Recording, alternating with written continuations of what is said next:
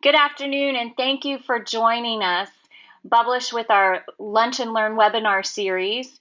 And we're really excited today to finally present to you Attract 400 New Twitter Followers Every Day by crime novel and nonfiction author Ian Sutherland. Before we get started, I just want to go over a few housekeeping items. My name is Joy Capps, and I am the Chief Marketing Officer with Publish. And what we're going to do throughout this presentation is we're going to listen to all the wealth of information that Ian has, but I want to encourage you to use your question functionality that's on your control panel so that you can chat with me and ask questions, have those teed up and ready to go, because we have set breaks throughout his presentation where we will ask those questions and get them answered. Let me also encourage you that if by any chance you have any audio problems, please log back out and back in, or refer to the email you received with your confirmation. There is a call-in number that you can actually listen to the audio over the phone. We will have a webinar replay 24 to 48 hours after this presentation, and you'll receive an email from me letting you know where you can find that. And then finally, what we want to do is encourage you to tweet during the webinar. If you could use Ian's handle, Ian H. Suth, and then also consider using the hashtags book marketing and hashtag publish, and that way we can actually interact with you and respond to your tweets. I also want to encourage you to check out Ian's book on Twitter, Advanced Twitter Strategies for Authors. You can find excerpts of that book readily available through Publish. Simply visit @PublishMe on Twitter to locate Ian's book bubble. We just tweeted it, so it's really easy to find, and you can click on that link and get a taste right away. Next slide, please.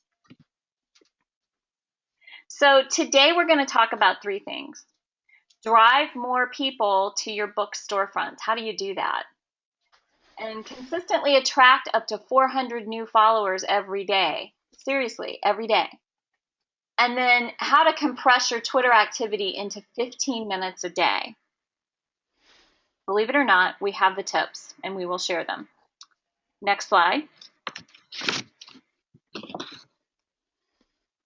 So I'm really excited to introduce to you Ian Sutherland. As I mentioned earlier, he is a crime thriller and nonfiction author. He strives to keep the reader in suspense and then surprise them frequently through character and plot revelations. But he's also a former computer geek that's worked as a programmer, IT consultant, and IT salesman.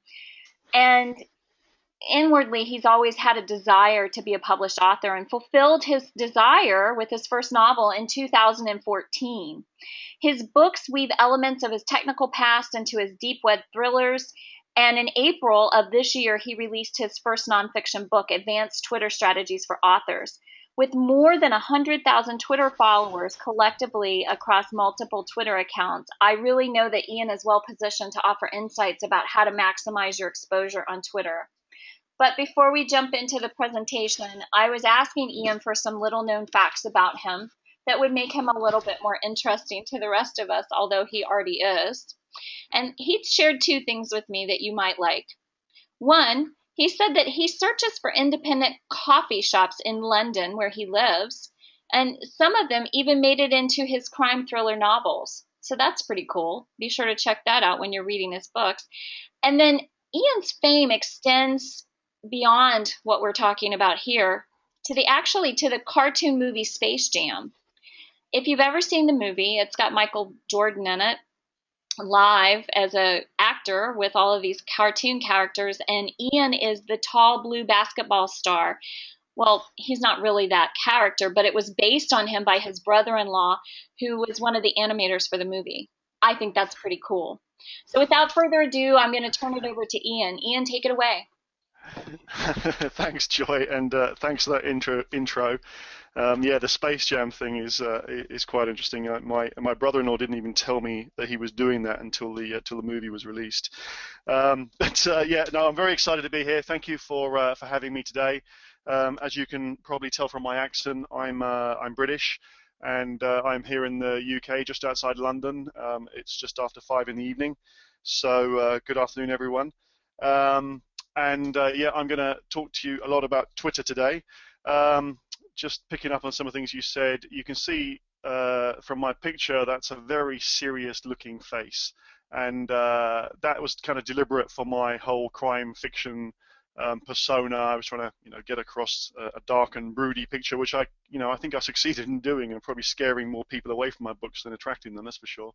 But I need to get some more done, I think, with some happy smiles to invite people into my non-fiction work.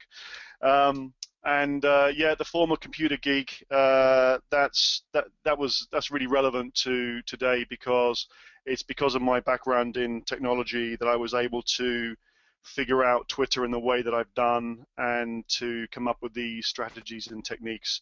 Because I did a lot of research into the best ways to use Twitter, lots of best practice, and all that technology background that I have helped pull that together. It doesn't mean you have to be technical to implement the strategies I've come up with at all, but just that's kind of how I did it.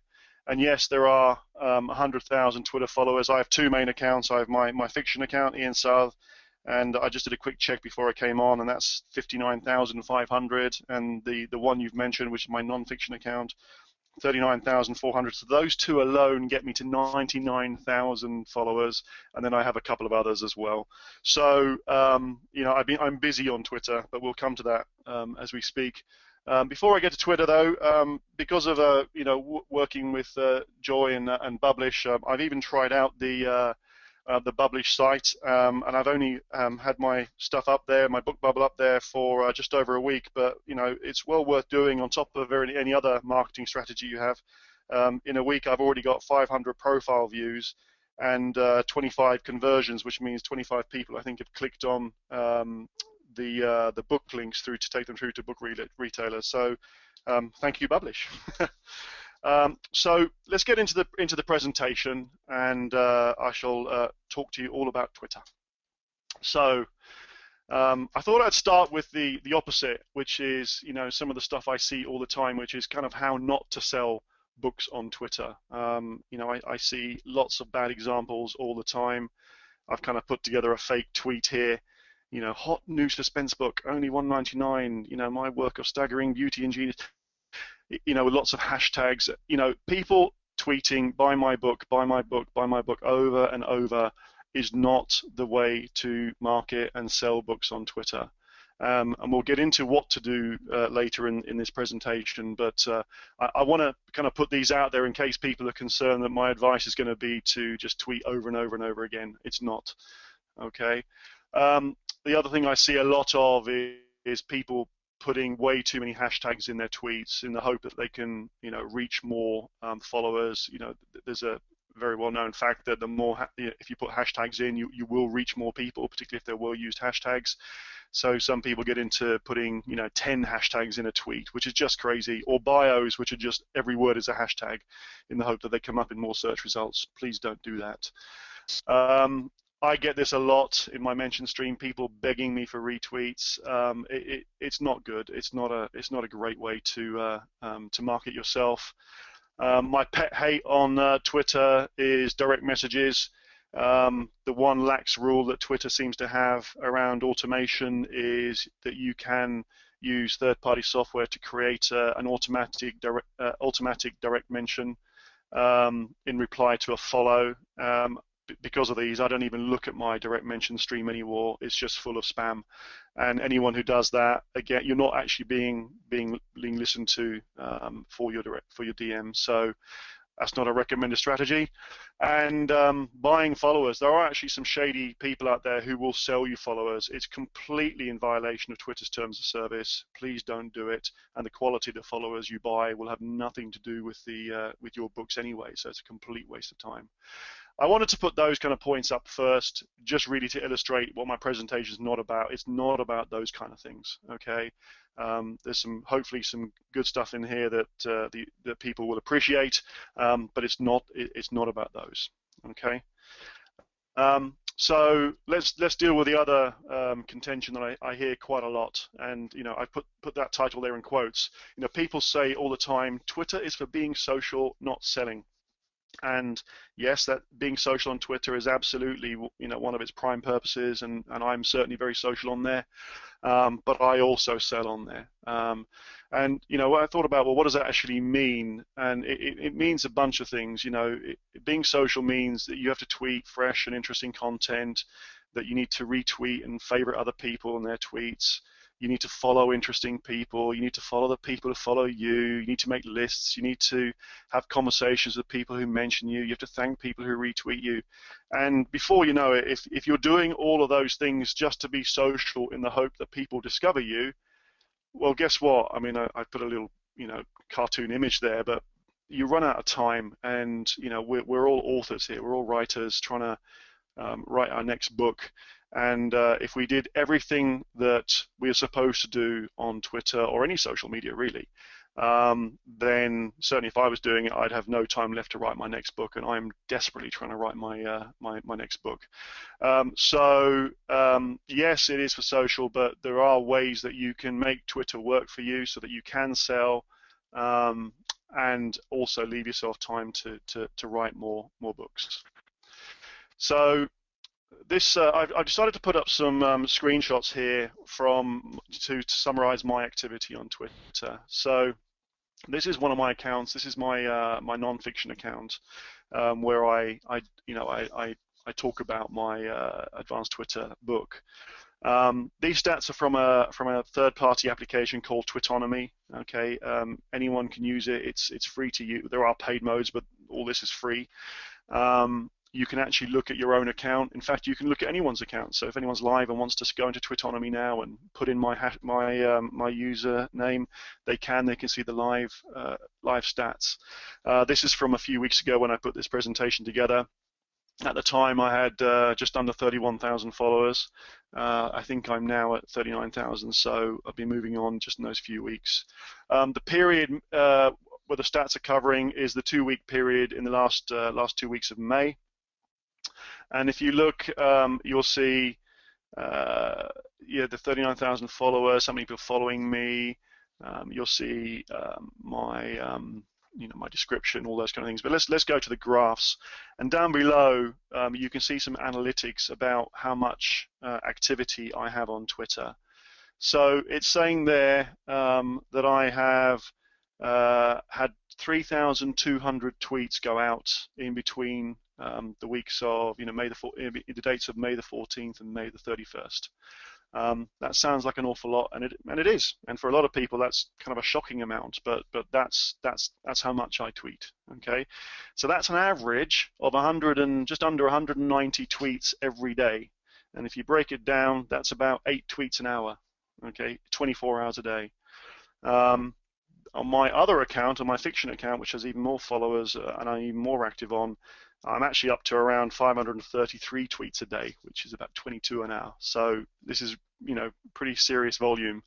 About 62%, so on the sort of the right of that left-hand thing where it's got 1980, you can see the 62% of all the tweets I make are retweets of other people. So I'm spending a lot of time retweeting other Twitter people and sharing their tweets. So I get a lot of interaction from doing that. I've been mentioned over 500 times in that period. On my other account is something like over 2,500, so 5 times greater. You can see there that where it's got the number 626, just under 20% of my tweets get retweeted. So for everything I tweet, roughly 1 in 5 tweets gets retweeted, and of those tweets that are retweeted, they're then retweeted typically another 2.8 or nearly 3 times. Okay, so my reach is quite large when you think about it that way, and about just under 9% of my tweets are favorited. So I'm obviously tweeting on the whole interesting content for people to want to retweet me and to favorite my tweets. Okay. And if you look at the graph on the bottom right, you'll see that I don't sleep. I am awake 24 hours a day, 7 days a week. And that's what you have to do to get this much activity going out on Twitter. So the big secret here is that's not quite the case. I am truly active on Twitter all that time, but I'm personally interacting with Twitter for 15 minutes a day. I've got it down to a nice 15 minutes where I am personally doing some of this stuff. Okay, and we'll get into how that's done in a minute. Okay, so I think that's probably a great moment to, having set the scene, to see if there's any questions, Joy. Awesome. Thank you, Ian. Just a side note before I get started, I've been trying to send some private messages. I've noticed several people are having audio problems. Feel free to dial in if you are having audio problems. And actually, if you're having audio problems, you probably won't be hearing me say this. So hopefully you'll figure it out. So let me ask you this, offer this up to our audience right now. If you have any questions for Ian at this juncture or throughout the presentation, please use the chat functionality and feel free to share those questions with me now, and I'll tee them up to Ian. I will tell you that Beryl just wrote in and said that you, on your image, your picture, that you do look like a Scotland Yard detective. Thanks, Beryl. So we just have a couple questions right now, and one is, why do you have so many tweets every day? I will share a lot more about what I tweet later in the presentation, but in simple terms, there is a direct correlation between the amount of engagement you have on Twitter and the number of followers and people that you follow, and the number of people that follow you, and the amount that you tweet. The correlation goes, the more that you tweet, the more followers you have, and the more engagement you have. And from my point of view, the more engagement I have means the more chance I'm having of sending people through to my books on either my website or Amazon or wherever. So, if you're only tweeting once or twice a day, and many people do this, they just engage for a couple of minutes every day, then the chance of people seeing your tweets at that point in time are low, and so it really becomes a game of numbers, unfortunately. And so it really does come down to the number of tweets you have means the greater engagement, and then the more chance of people clicking through to wherever you're sending them. So we'll talk about what I tweet later, but that's kind of the why, if you like. Okay. This question might be a little preemptive, but Peter wanted to know if we could have an example of one of your tweets. And I'm going to answer that for you. Wouldn't be the best way to see what you tweet is to go check you out on Twitter? Absolutely correct. So you can go and look at either Ian South or Ian H. South, and you'll see exactly what I tweet. When it comes to pure marketing, there's lots of stuff I tweet, okay, and we'll get into that in a minute. But when it comes to the pure book marketing tweets, I avoid the buy my book approach by tweeting excerpts from reviews and testimonials. So I put those in quotes. It's a nice soft way for me to talk about my book, because I'm actually using words that someone else wrote, and then provide a link through to a landing page or to Amazon or whatever. So when I get down to the pure marketing stuff, my style is still not to say buy my book. It's to give people third-party validation that this might be something interesting, and using quotes is a great way to do that. There's another statistic that tweets that use quotes get more click-throughs, so that's why I also do that. So we have two more questions, and then I think we'll jump back into the presentation. One is, how do you get two URLs into your Twitter bio? Oh yeah, okay. So if you look back at my Twitter bio, if you're online now, in fact, if I page back the one, you can see it there. So the one at the bottom is when you're filling out your bio, there's a place where Twitter says enter your website here. That's fine. That's what that one is. What most people don't realize is when they create their profile description, where you've got 160 characters, you can actually include a link, a URL link there. And as we know, all URL links in Twitter take up 23, I think it is, characters. regardless of their length. And so I've just used that allocation to get a second link in there as well. So here I'm trying to send people to sign up to my mailing list for a video, for some videos about this subject, or straight through to buy the book. So I get two shots of people clicking on me when they see my bio. So that's how you do it, one in your description and one in the place where you would normally do it anyway. Awesome. And then I think this next question actually tees us back into the presentation because I know you're going to answer it. Okay. This comes from Sharon. She said, managing retweets seems like it would be time consuming. Reading tweets and deciding which ones to retweet. How do you do that? Plus, write your original tweets and send them all in about 15 minutes. And I think you're going to cover that here in just a little bit. In fact, I'm not going to take away my own thunder. So I promise that I've even got a whole slide on it in about 7 or 8 slides time, and we will properly talk about that, because you're absolutely right. I do not spend any time going through my Twitter feed looking for interesting tweets to retweet. If I did that, I would be on Twitter 5 or 6 hours a day just to get to the volume that I'm doing, and that's just crazy for me. So I will reveal all soon enough. Okay, well, let's get back to it. Okay, well, so what is the big secret to how I do all this? This image is hopefully gives you the answer. The answer is automation. Okay, and this is obviously an image of a dishwasher when they were new in presumably the 50s, maybe a little bit later. And the whole promise of a dishwasher at the time was to free up your time so you could do other better things than washing dishes. And also, dishwashers probably do a better job than we do by hand. So the secret is automation, okay? And but I often, when I get into the subject of automation, you do get concerns, quite rightly, okay? Automation left unchecked is dangerous, okay, and doesn't really help, and you end up looking like a bot or a robot, okay? So, here's this image of Big Bird not being impressed by your robotic tweets. If what you put out because of using automation looks like robotic tweets, the way you're doing it, and I'll talk about how not to do that, but then no one's going to be interested in what you've got to say anyway, and all that effort's going to be wasted. So yes, the answer is automation. But we do absolutely have to be careful. I've seen lots of people, they'll discover apps like Hootsuite or Buffer, and these are apps where you can schedule tweets, and I will talk about that later in more detail.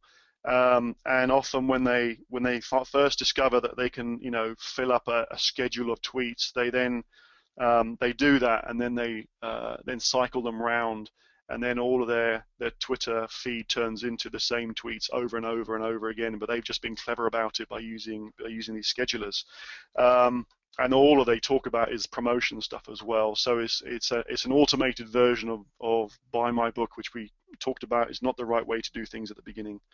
So your objective, even using automation, your objective isn't just promotion. Your objective is to engage people with you. Okay.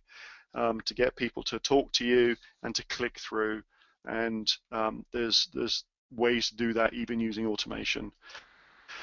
So when I put all this together, and particularly when I was writing the book, by the way, everything I'm talking about today is all in the book that was on the very first slide in a lot more detail. I put together these 5 key principles, okay?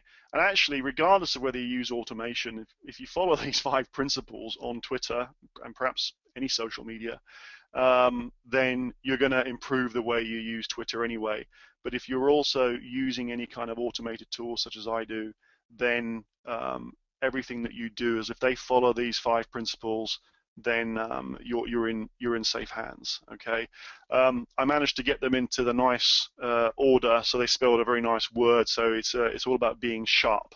Okay, so the first one is really about being systematic. Okay, you saw that from my stats earlier. I'm on Twitter, or I appear to be on Twitter, every day, consistently, all the time. Okay. And you can use tools to help you do those kind of things. That's a very easy objective for automation.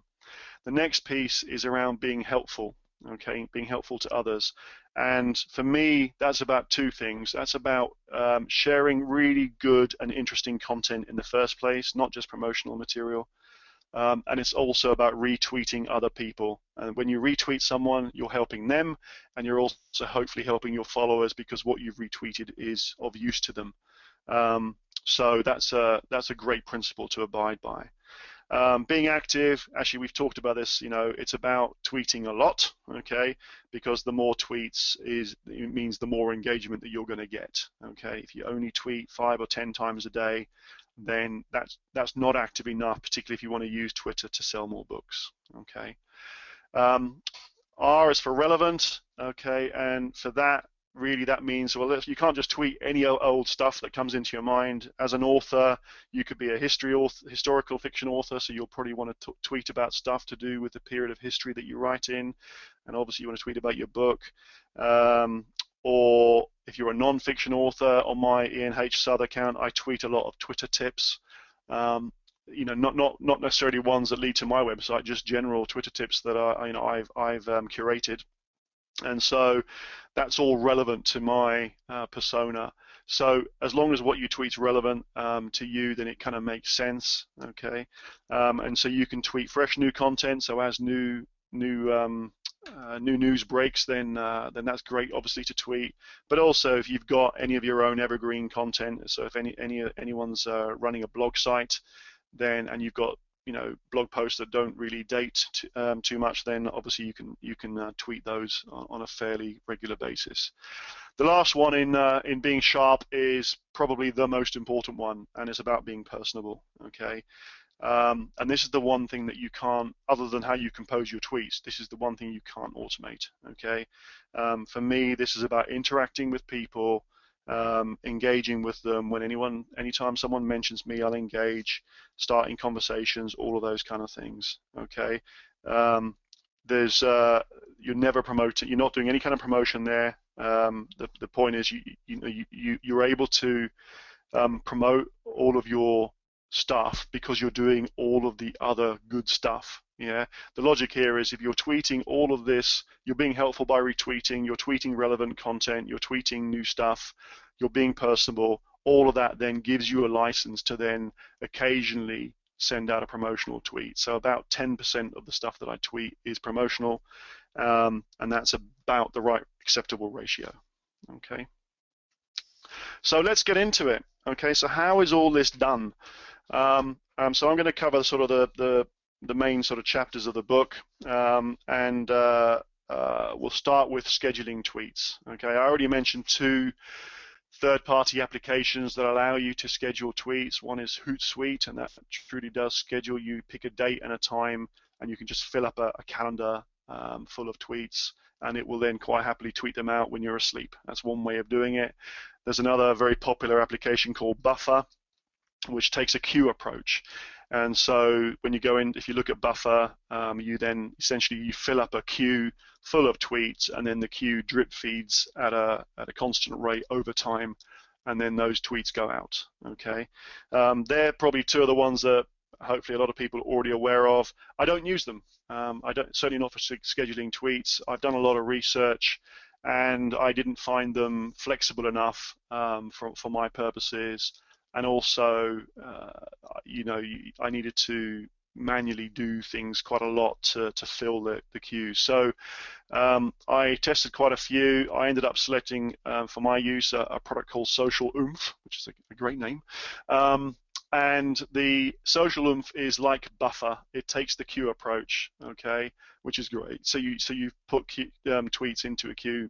The bit where it beats Buffer, hands down, is you can define multiple queues, okay, and the queues will have different rates at which they drip feed tweets out.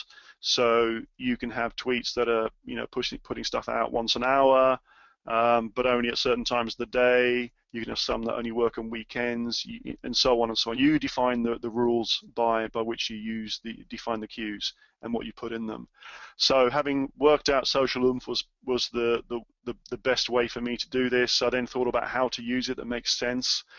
And so what I do is I have some non-recycling queues. So a queue that recycles, basically all that means is when the tweet goes out, if it's in a recycling queue, as it goes out, it then gets copied and put back into the back of the queue to recycle around over time.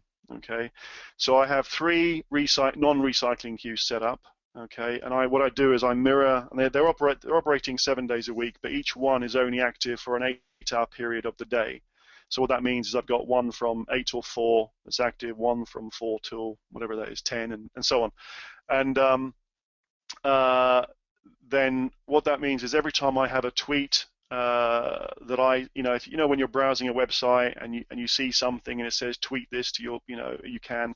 Well, all I do is I put the tweet I would have done that way into these non-recycling queues, and then that tweet will then go out 3 times over the course of the day at 3 different periods in those 8-hour periods. And the reason that's important is because all of your followers, it's a global audience, you won't catch everyone if you only tweet once. One of the very acceptable things to do if you've got a new blog post is to tweet it more than once over the period of a day or two in order to hit people who are active on Twitter at different times. So the non-recycling queues give you a way to achieve that in a much more consistent and controlled fashion.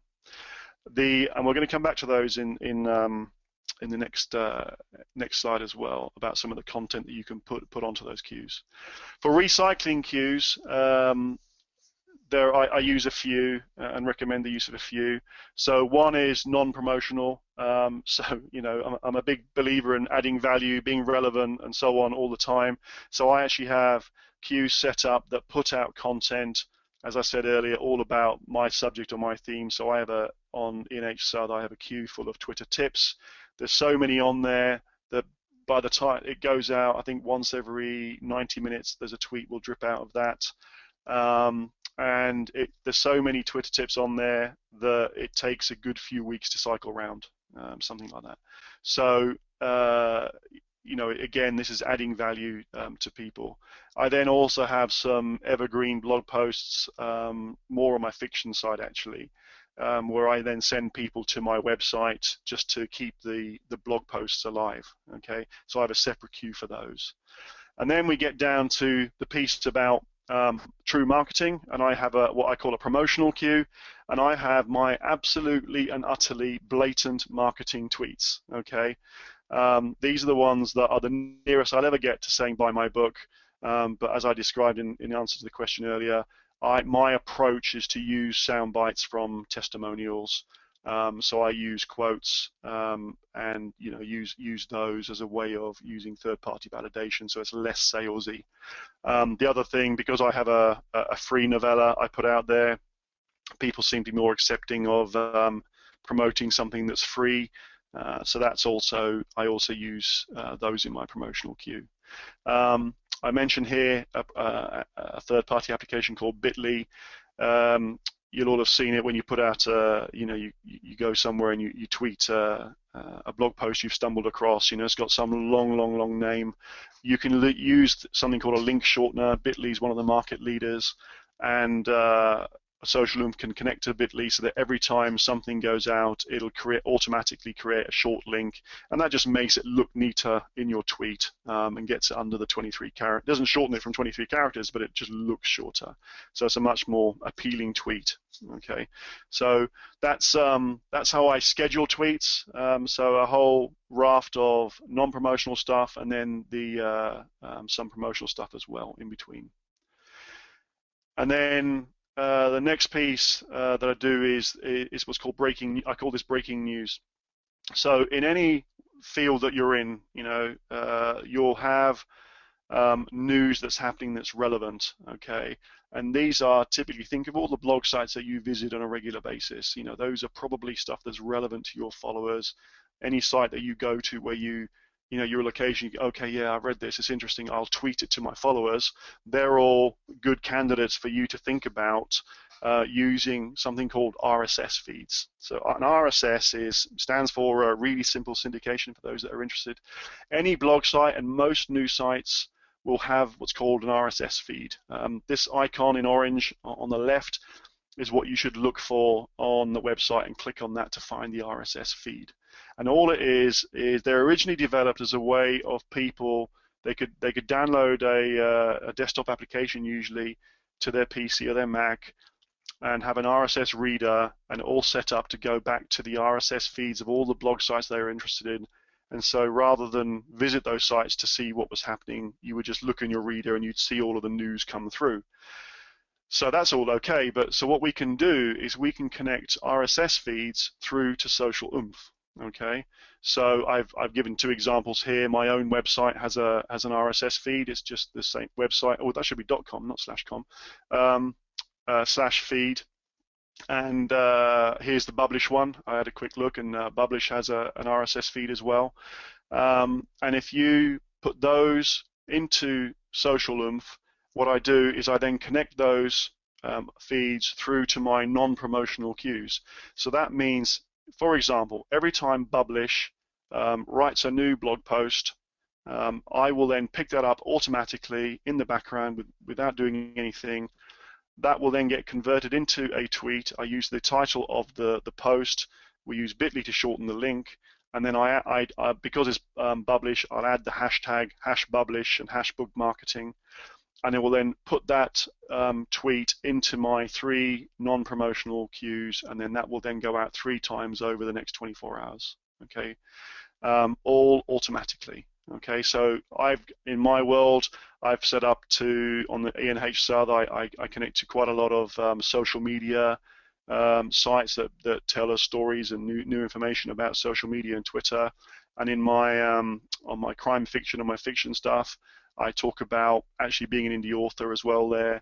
And I also go, because the subject of my thrillers are to do with cybercrime, I also tweet the odd thing about hacking and computer hacking and cybercrime.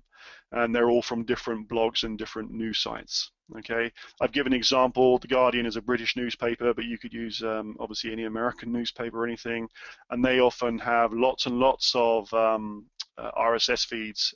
Here's just where they have their fiction book RSS feed, but the Guardian also has lots and lots of others. So the point being that having set all this up once, you can then have news go out. So you look like you've got your finger on the pulse. You know, as news breaks on someone's website, you're already tweeting about it and getting the word out there and looking very, very current, and it's all happened without you even realizing. Okay, so I think, so this is the answer to the question that was asked earlier about retweeting. Okay, so as you saw, I do an awful lot of retweeting, okay, but I don't have the time to scan my Twitter feed to figure out all of the tweets that I want to retweet. So there's, again, another third-party application. This one's called Roundteam, and Roundteam it will on your behalf, will scan through Twitter based on any keywords, or the way I do it is through hashtags, any hashtag that you define, and then as long as the tweet it finds with that hashtag meets a certain set of conditions, then it will retweet it on your behalf. Okay, you can, as well as looking through Twitter, you can also point it to public lists, whether they're ones that you've set up or someone else is curating. So you don't have to search on hashtags. If there's a group of people in a list that you're happy to tweet anything any of those people say, then you can do it based on a list, okay, which is quite nice for small communities of people who are doing that. So here's an example screenshot from Roundteam. I'm focused there at the very top on the hashtag Twitter tips. And then I've got a set of conditions. The first one was me making sure to avoid retweeting anything that looked to do with erotica or whatever. I found early on that it wasn't on this hashtag, it was a different hashtag, that I seemed to be retweeting the odd thing that I wouldn't naturally want to retweet. So I figured out some keywords to exclude if I spot them, and I then don't do those. So there's a full list of those in the book. You'll see further down it says no sensitive media towards the bottom and no profanity. That's 2 other ways of preventing you retweeting those things. Of course, if you're an erotica author, you probably don't want to go put these in place. You can filter on the number of URLs that are in the tweet, so I only retweet things that actually have one URL. I have a range of hashtags, so if someone's got more than 2 hashtags in a tweet, I won't retweet it. If there's more than 2 mentions in the tweet, when you name somebody, I won't retweet it. And even if it fills all of those criteria, I won't retweet on that hashtag more than 3 times in an hour. Okay, so if you look through my feed, you'll only ever see the Twitter tips thing retweeted up to 3 times an hour, and even then, I always make sure there's 15 minutes in between those retweets. So there's more filters available, but those are a good bunch. The one at the bottom, not these authors. Even with all that, I found certain authors abuse certain hashtags, so you spot those as you retweet them, and I then exclude them from being picked up in the future. So that's how I manage to retweet so much all the time, and it's using this application called Roundteam. Oh, here we are. So, is there any more questions, Joy? Yes. So we're running tight on time, so if we could just keep that in mind. But if you could please give an explanation on what you mean by evergreen blog post. Oh, okay. So for me, evergreen. Sorry, Joy, I'm getting an echo now. So an evergreen blog post is just something that doesn't ever date. So you've written a post, and it's good in 3 years' time. So the fact that you tweet it once every few weeks is fine. But if you write something that after a few months it's kind of old hat, it would no longer be evergreen. So that's all I mean by an evergreen blog post. Awesome. So Indigo wanted to know, do you tweet the same information that you received from an RSS feed more than once? Yeah, 3 times. So by connecting the RSS feed to my 3 non-promotional queues, it'll go out 3 times in the day. You can set it to retweet, more than once on that, but I don't. I just do it, 3 times. That's it, and then it doesn't go out again unless I pick it up through someone else's retweet on Roundteam by accident. So it goes out 3 times, but I don't set it to go in the queue 2 or 3 times around the queue. You can, but I choose not to. Okay, and then could you talk about the difference between non-recycling queues and recycling ones? Sure. All the difference is it's whether when a tweet drips out of the front of the queue and goes out to Twitter on a non-recycling queue, that's it. It's forgotten forevermore. It just goes. It's out on Twitter. On a recycling queue, as well as sending it to Twitter, you then take the same tweet and you put it back into the queue at the very top. There might be 50 other tweets ahead of it, but it will go into the queue, and then slowly over time, it will arrive at the bottom again. And because it's a recycling queue, the tweet will go back to the top. And so, you are retweeting the same stuff, but hopefully your queue's full of good content, and so much so that you're not tweeting the same stuff in a short period of time. This next question, I think, has a complicated response. So if we need to tee up your answer and post it with our webinar replay, we can. But Larry wanted to know, how do you actually customize a retweet RSS feed? Okay, so RSS feeds aren't necessarily retweeted. I tweet those through Social Oomph. The only customization I do, I take whatever the blog post title is without any customization. The only thing I do is I will add hashtags to the tweet just to get better reach. And I choose the hashtags based on the content, the general content of the blog site. If I'm retweeting something through Roundteam, I retweet it as it is rather than modify the tweet. It's a pure retweet. I think that answers the question. Awesome. Let's jump back into the presentation. Okay. So next part of this whole world is all the things I've talked about so far. I've talked about scheduling tweets, promotional content, non-promotional content. I've talked about how you take RSS feeds I've talked about how you retweet others. If you do all of those things, you will generate a lot of organic growth in followers anyway. People will see your account as something of interest. It's putting out good stuff, and you will attract more followers than I guess you're necessarily attracting today. Okay, and that's great. And I've got some people who are reading my book, who are active on a private Facebook group I have for readers of the book, and they're doing that and getting lots and getting quite a lot of followers every day and just growing steadily organically. So that's really nice. If you want to actually go even faster and grow even more, because the more followers you have, the greater reach that you have for every tweet that you put out, and therefore the greater engagement and the more chance of selling more books. So you want to try and grow your follower base as much as possible. The way you do that is by following and unfollowing people. Okay, there's a general kind of etiquette rule that not everybody follows on applies to, sorry, on Twitter, and that is if you get followed, you consider following them back. Okay, not everyone follows it. I don't blame them, but it's done enough that it kind of works for this process. And so the idea here is if you on a daily basis follow a bunch of people, a good chunk of those folks will follow you back. Okay. But there are limits. There are limits to what you can do without breaking Twitter's rules. Okay. Number one, while you're growing up to your first 2,000 people that you follow, you can do what you like.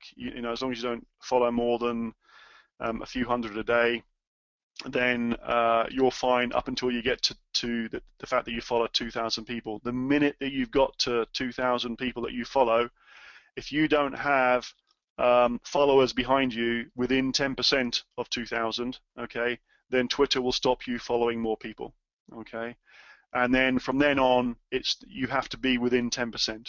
All right, it's just one of those rules that Twitter has. It stops you doing mass following of people if you've got an account that isn't interesting and people aren't following you back. Okay, so that's one rule to be aware of. And then the second thing is, about 2 or 3 years ago, there used to be some third-party applications that truly automated the process of following, in that they would work quietly in the background, clicking, the equivalent of clicking the follow button without you doing anything. Twitter's banned all those applications, okay, and quite rightly. So you cannot use automated tools to follow people on your behalf. Okay, they don't exist, and if you are using one, then be prepared for Twitter to figure it out and block your account. There are lots of applications that can help you. You see lots of them out there, unfollowers and so on. The one that I did a lot of research and centered down on is one with a nice name called Tweepy. And it works. What it does, it'll present people who are candidates for you to follow, and then you can quickly, just by as quick as you can press the mouse, you press the button to follow, and then the list moves up right back under the cursor where the mouse is. You click again, the list moves up. You click again, the list moves up. So if you can click your mouse really, really quickly, then you can follow lots of people in a few minutes, or unfollow. So that's what some of these kind of apps will do, but you need to pick the right people, okay, in the first place, okay, to follow.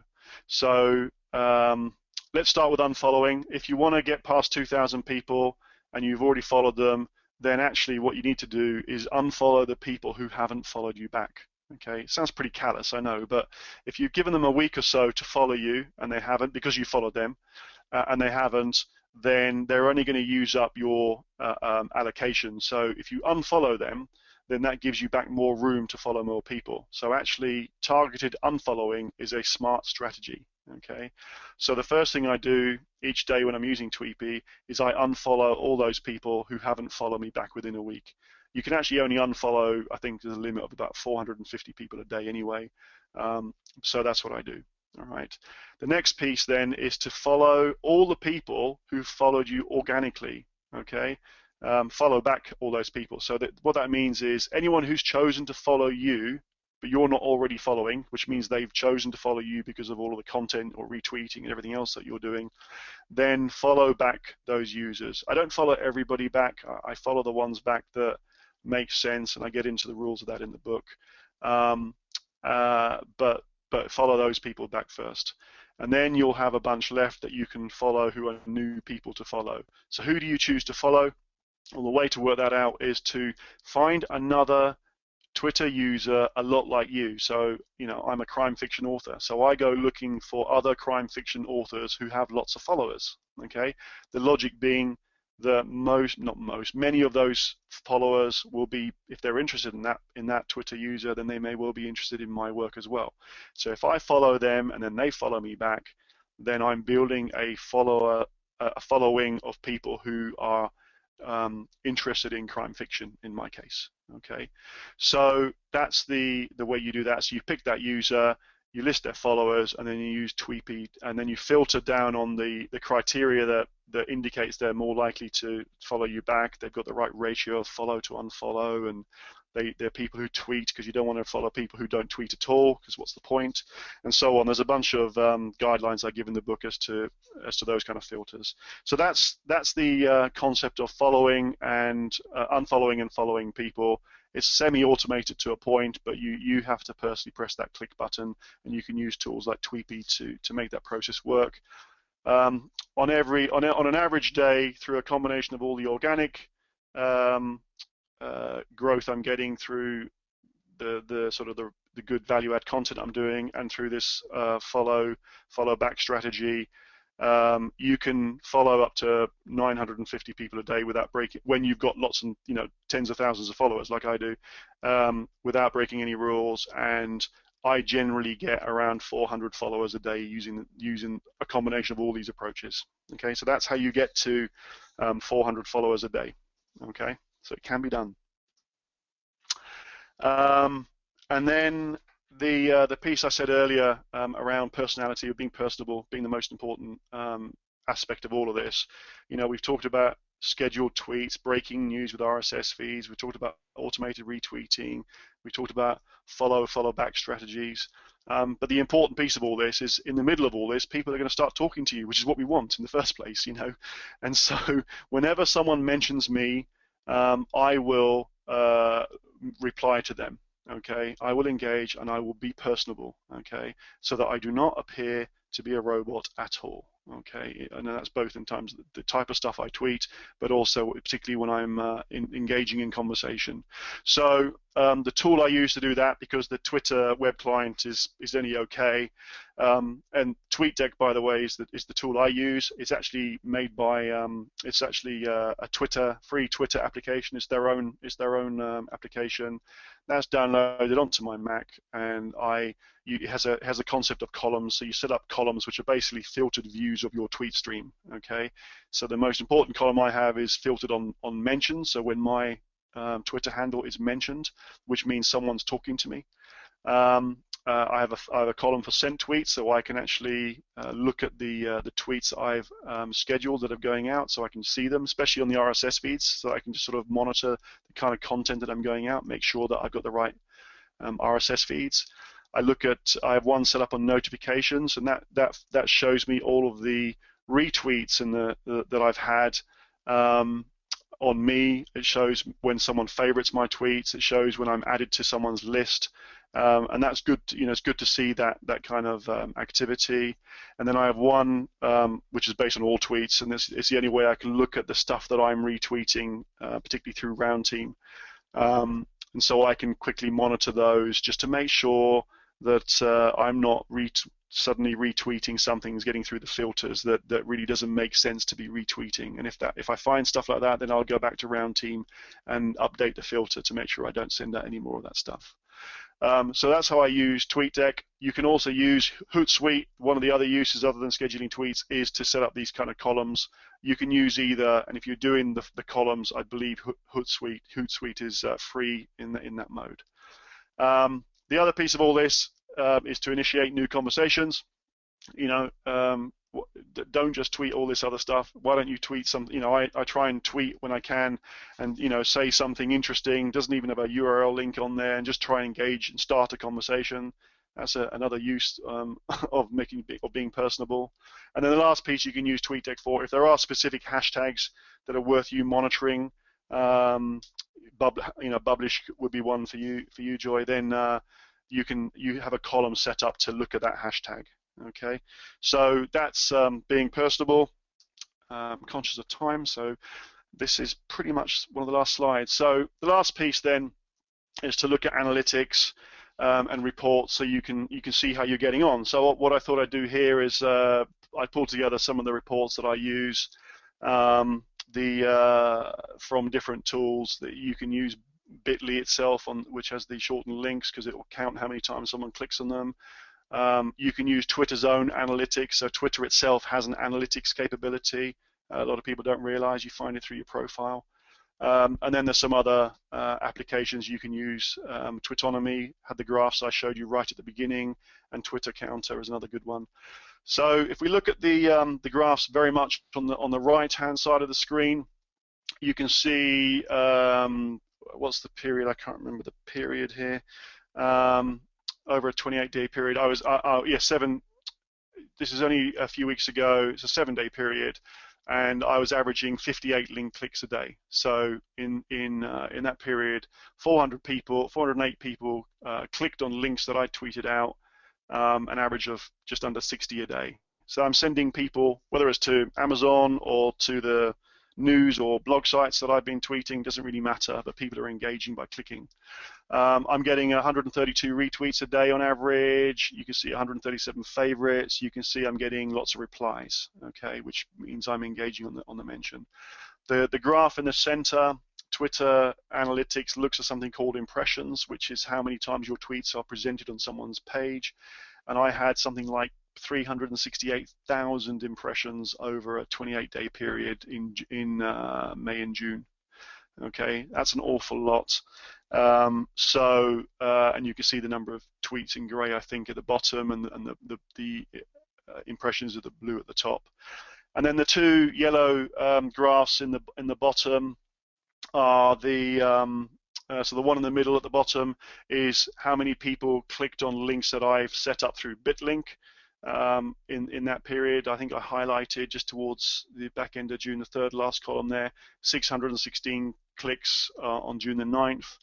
And then the graph on the very bottom left, what I did there is I went into BitLink and I looked at one of the BitLinks I've got set up that sends people to one of my book's landing pages, so that I can specifically see how many people are actually clicking on and going to my books. Okay, so you can see I've had 4,722 clicks over the lifetime of that BitLink that short link being used.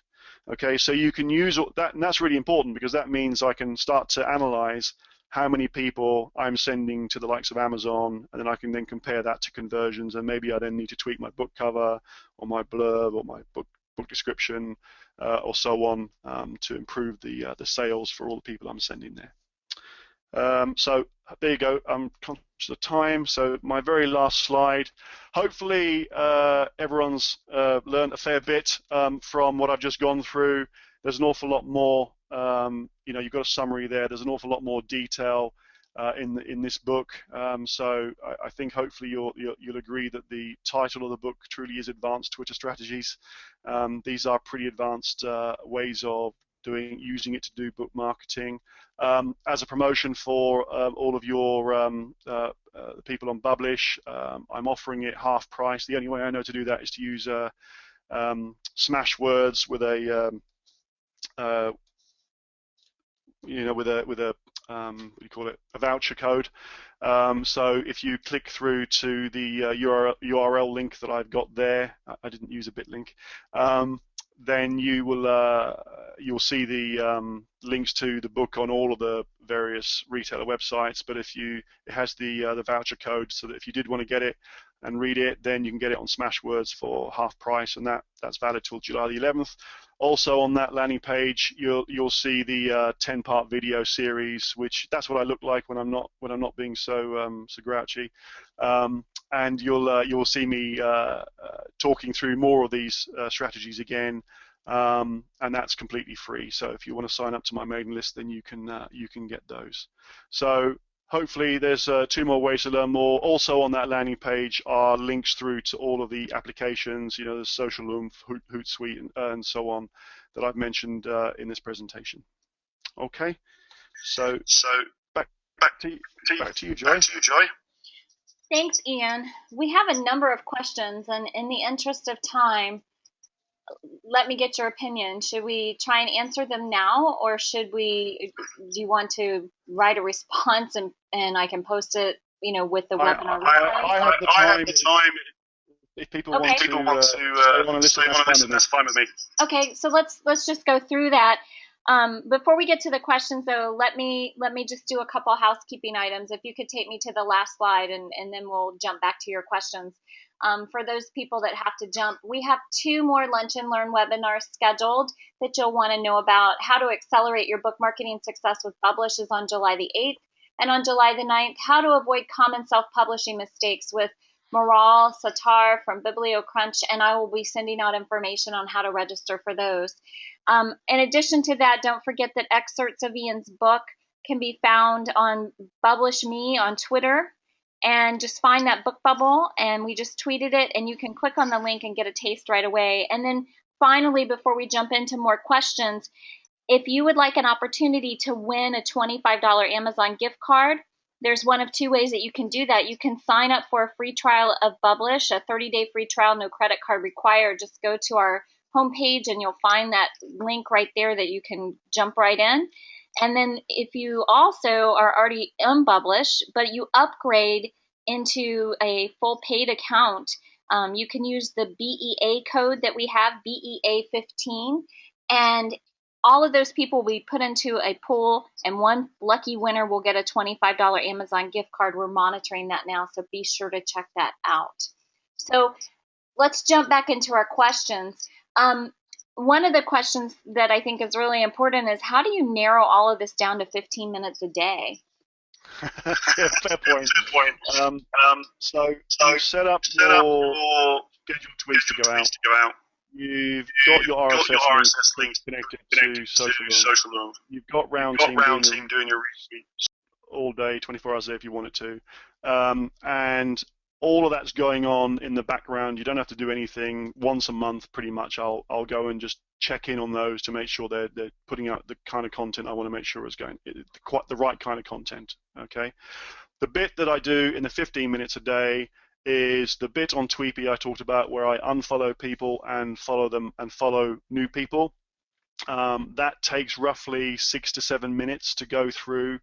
Unfollow up to 450 people at my level of followers, and follow up to 950 people. And I say those numbers specifically because that keeps you well within Twitter's terms of service, and Tweepy won't let you do any more anyway. That takes about 6 to 7 minutes of very fast, rapid clicking on the mouse.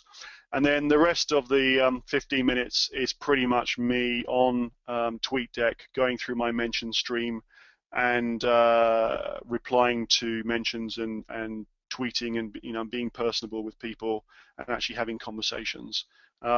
That's really important. But I do limit it deliberately down to 15 minutes to do those things, so that the rest of the day I can almost turn Twitter off and write. So that's what once you got everything set up, that's how you get it down to 15 minutes. Awesome. Ian, another question that was asked is, all of these tools are great, but how much do they cost? Oh, fair point. So some of the tools, all of them have free modes. Let's be clear. So you can take a look at these tools and you can trial them for free, 7, 14-day, 30-day, depending on the tool trial periods. So you can take a look and see if they're of use to you. And most of them, and many of them can be used in, and they have like a free mode where you don't get all the features, and you can use many of them in that mode anyway. If you want to implement all of the strategies that I've outlined properly, then you'll need to go to the premium paid versions of Tweepy, of SocialOomph, and of Roundteam. And if you add it up, last time I looked, they add up to what equates to 14 US dollars, $14.75 a week. Okay, and if you do the maths on $14.75 a week, so if you're doing all three, then that equates to, if you've got an average book of about $3.99 and the profit you make on that, you would need to sell 6 to 7 books a week extra to what you normally sell in order to get the payback at those rates. So that's roughly just under 1 book a day extra that you would need to have be sold because of all of these techniques in order to make all this pay for itself.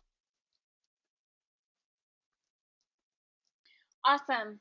So Jennifer wanted to know, do you think these Twitter figures that you were showing a couple of slides back, and in fact, if you want to go there, feel free. Do you think those Twitter figures convert to book sales? Yes, they do. Yes, they do. The important one is the one at the bottom left. Those are a specific bit link that I use that takes people to is either Amazon or my books landing page. I can't remember which one I've used now. And so I can see specifically how many people are going through to my books, and I have a range of bit links for that for different books. And so I can in the middle of all this, that's the most important stat, is how, all you can do with the strategy is send people to your books. If they then buy them, it'll come down to lots of other factors. That'll be your cover, of course, your product description, the reviews on Amazon or whatever. All of those things are absolute factors in whether you'll make a sale from there. But because you can use BitLink to track who's going through to Amazon or Kobo or wherever, you can see the growth in those numbers over time, and then you can compare that to your actual sales, and you can work out whether you're making the sales or not. Awesome. So Annie asked a couple questions, and I'm just going to ask both of them at one time. If you could respond. She wanted to know,